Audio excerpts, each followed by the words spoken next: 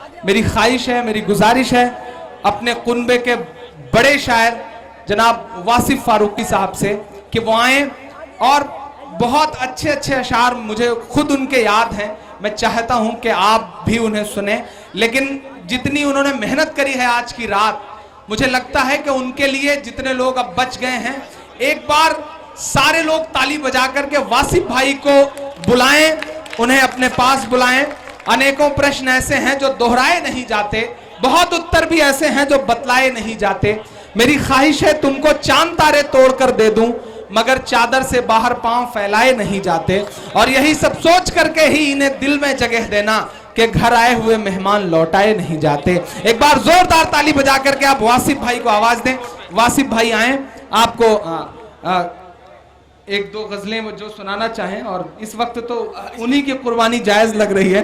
मैं बुलाता हूं।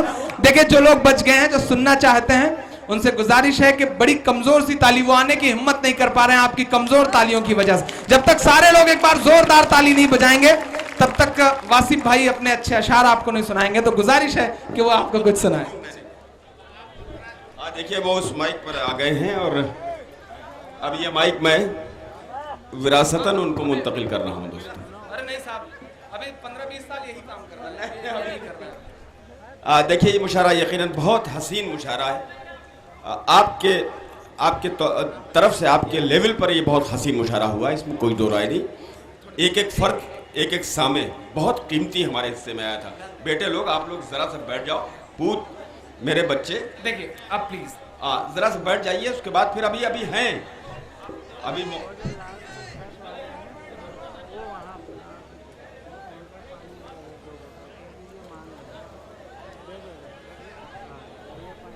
तो मैं शेर सुनाने के लिए असल में निजामत में और शायरी में ये दो कश्तियों का सफ़र होता है, बड़ा मुश्किल काम है। आज आपने न जाने कितनी कश्तियों का सफर किया है। आज आपके पास सबूत नहीं होगा। सबूत तो नहीं होगा, लेकिन खबरें हैं। मैं सबसे पहले तो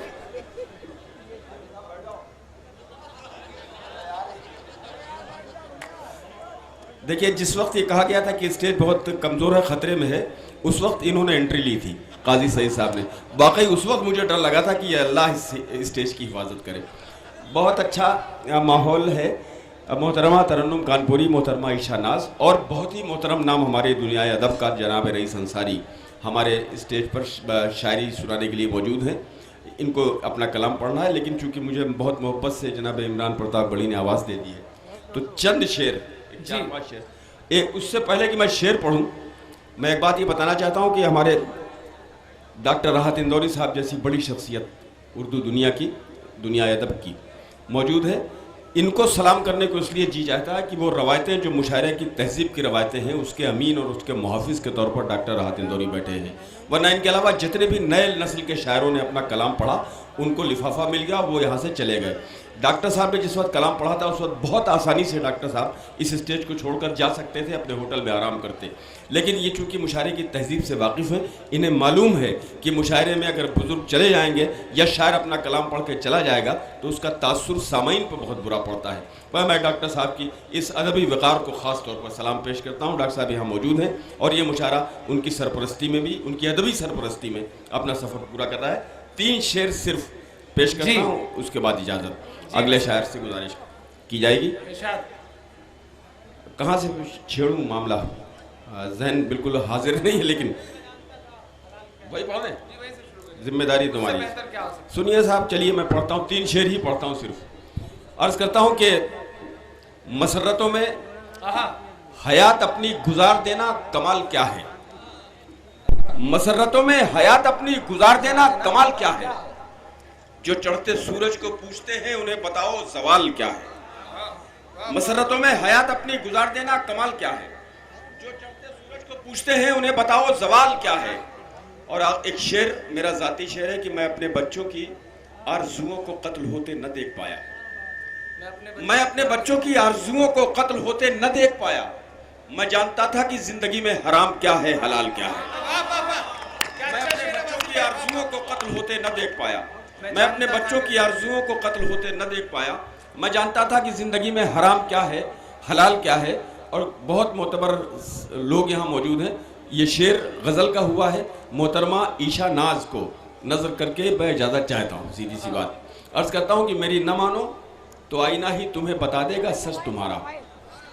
मेरी न मानो तो आईना ही तुम्हें बता देगा सच तुम्हारा, कि 4 दिन में बिछड़ के मुझसे तुम्हारे चेहरे का हाल क्या है।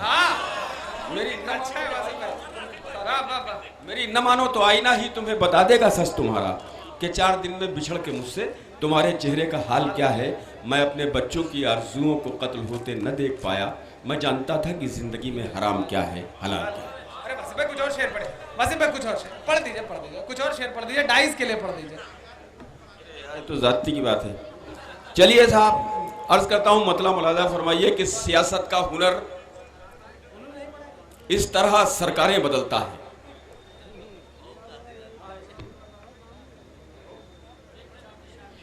कि सियासत का हुनर इस तरह सरकारें बदलता है कि जैसे कोई कातिल अपनी तलवारें बदलता है। अच्छा है, वाह वाह वाह। सियासत का हुनर इस तरह सरकारें बदलता है कि जैसे कोई कातिल अपनी तलवारें बदलता है, और भरोसा जिसको अपने दस्तों बाजू पर नहीं होता, वही मल्लाह कश्ती और पतवारें बदलता है।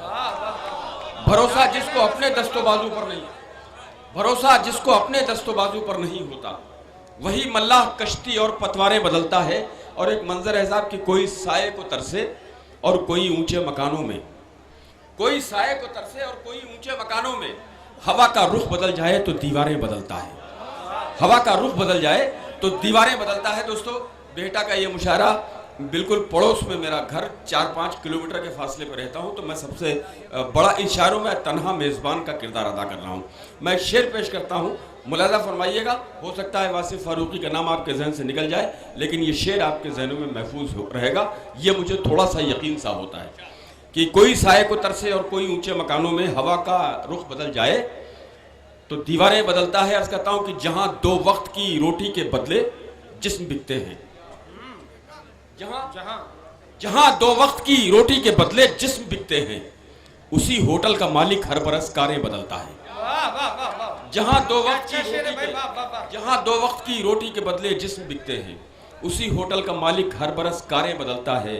सियासत का हुनर इस तरह सरकारें बदलता है कि जैसे कोई कातिल अपनी तलवारें बदलता है।